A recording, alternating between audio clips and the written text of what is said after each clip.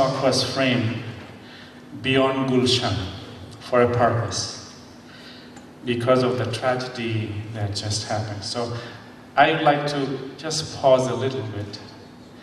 As soon as this event happened in Gulshan, July 1, every friends and every places that I had been, as if we don't need to do anything anymore for Bangladesh, everything is over. So I just want to kind of stretch this a little bit forward. And for the sake of it, one way to look in Bangladesh is all the people who lives in the blue area is a little bit less than all the people who live in the red area. I hope you get my point. That really is the case. As Brother Rashid Nizam says, that 10% of the Muslim Ummah lives. This is one way to look at it. That of all those areas, all people living there is not even close to the population in the red area. Clearly, there are 6 or 7 other places that have population more than Bangladesh. And again, this is not an exercise in demographics, but I just wanted to make some point. Now, there used to be a flower garden in Bangladesh. And this is where people in Dhaka would go to watch flower. That place is called Gulshan. You know what Gulshan is? Gul, flower. Now, this is how the Gulshan looks. And only reason I'm kind of trying to kick off my talk, that when I have friends who say, I have been to Bangladesh, and I ask them, where did you go? Oh, I went to Dhaka. Where in Dhaka? I went to Gulshan or maybe Uttara or something like this. And as they returned, they said they had been to Bangladesh. And I want to tell you, Bangladesh is actually far away from those few spots.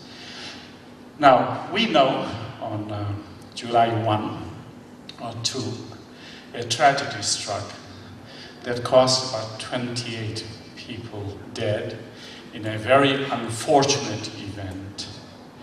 This tragedy that kind of paused the country for a while, and I want to kind of get beyond that.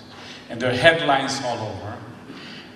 There were people who were dead from many different nations, including there were 3 from the United States. And they were, by the way, students. And 2 of them are going to school in Georgia, and 1 in California. I want to go a little bit beyond that. Now, a little bit beyond July 1, this is a picture from Gulshan. Can you tell me what do you see in this picture? Anybody in the picture? Flowers. Huh? Flowers. No, more than that, flower. These rickshaw drivers are very special drivers. You cannot wear lungi in Gulshan. Am I making it sense? You know, people wearing lungi are banned from Gulshan. Did you understand that? Including the rickshaw drivers. This is a picture from that. Look at all the drivers. They're all with trousers. I just want to make a point, because I really think Bangladesh is outside of that place. I'm not saying this is not relevant, but this is where we are. We are really second in the world in production of textile, in garments. That's an amount, it's about $20+ billion. 4.4 million workers work in them. There are people who are depending on these people. About 40 million people depend on that one sector. And that is a very important sector. The next slide I have, this is just a slide for you to see. It is a slide that we are not talking about, it's just a pharmaceutical slide. When we finished about FY 16-17, we are now in the realm of 21 crore. And the projection, it is going to grow. Now, these 2 sectors and more than we can talk about of it, a lot of it is tied to the education and the values that we try to carry. That's what I'm going to pick up from where Dr. Amin Shawkar picked up. So, with that said, I hope you see this. Now, this happens to be in Rajshahi picture, and it's growing mangoes, and the mangoes are in front of, so it only lives Durniti Commission.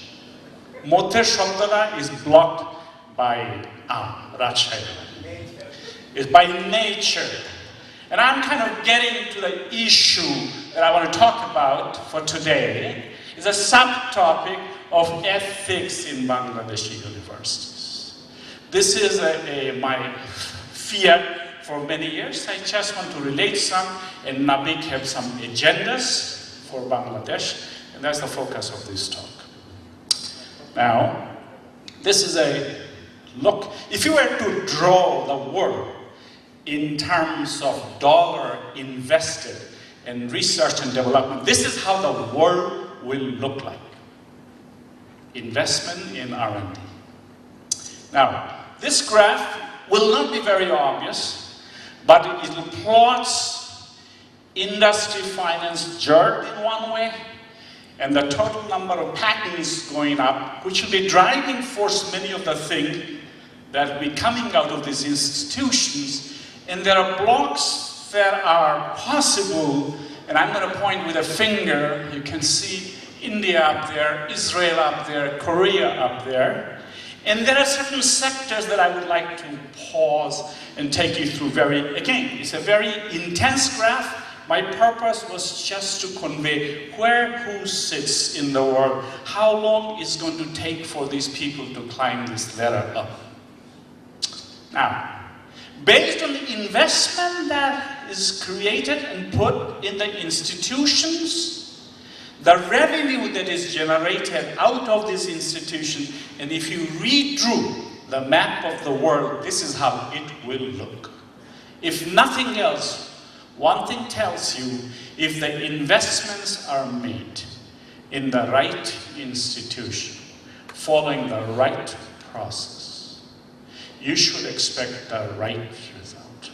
Now, this is very mundane, materialistic way of looking at it, but I'm going to take you to ethics. So, this is, building institution is what is called a Sisyphus challenge. Sisyphus is a Greek mythological god, where science and technological capacity, if you plot it versus the capacity to destroy, then this is what you learn. It takes 15 to 20 years to build a world-class institution. It takes only 2 years to destroy it. Did you get the point? It takes 15 to 20 years to build an institution. It takes 2 years to destroy that. And it's a never-ending quest. If you begin this process, if you're motivated, and if you keep pressing, it is an upward battle. And the Sisyphus challenge is this. As you are trying to push forward, the other countries and other institutions will get ahead of you.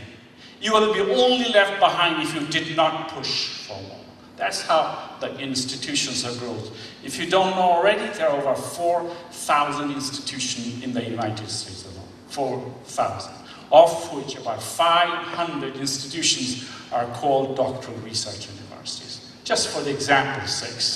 So, it's a push.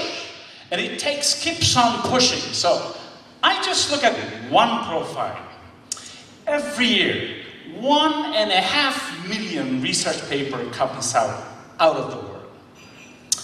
The largest majority comes out of the United States, followed by People's Republic of China, followed by United Kingdom, Japan, Germany, France, Canada, Italy, etc. I put a couple of markers just so you know that. Even though the United States was producing 26% of the knowledge base only 5 years ago, today it is 21%. What was in China 4.4%, it is now 10.2%. Did you understand what I'm trying to say? And United Kingdom, that was 7.1%, it's now down to 6.5%. Come at the very bottom. India, that was producing 1%, it's now 2% of the world. Brazil, which was 1%, is now 2% of the world. It's a race. And the race will be born. There are some new leaders of the 5,500 institutions worldwide, measured in 2016, as I checked last night, for this slide was prepared last night, after another Addata Pore. The next slide is Singapore.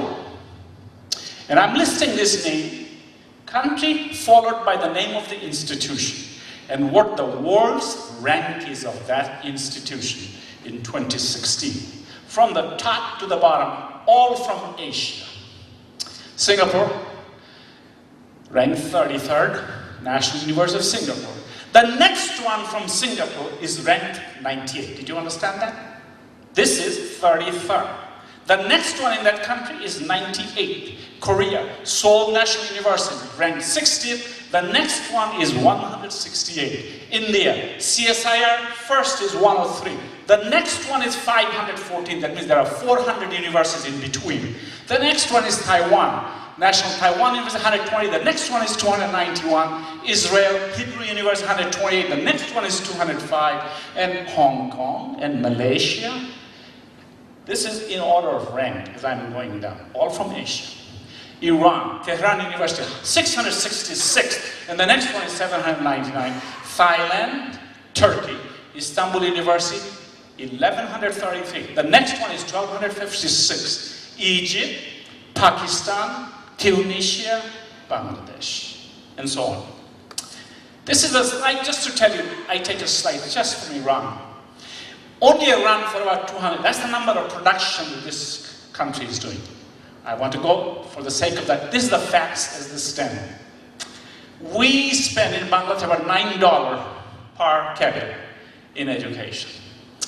$200 in Korea. In 1960, students from Korea used to come to Dhaka. Did you know that, right?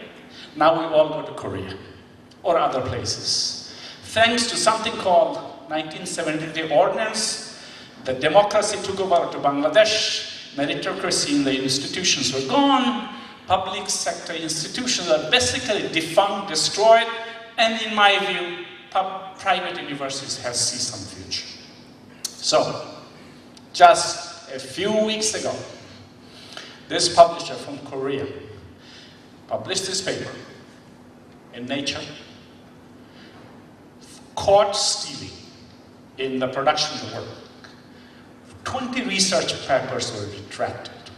The whole institution is trash in one mistake of one researcher, destroyed the institutions. Now, this is issuing, now, so I'm coming to the problem now. Plagiarism, thanks to internet cutting and pasting. Human subject research, animal uses, radiation, biosafety, conflict of interest. I'm being paid by pharmaceutical company to say how great this product is.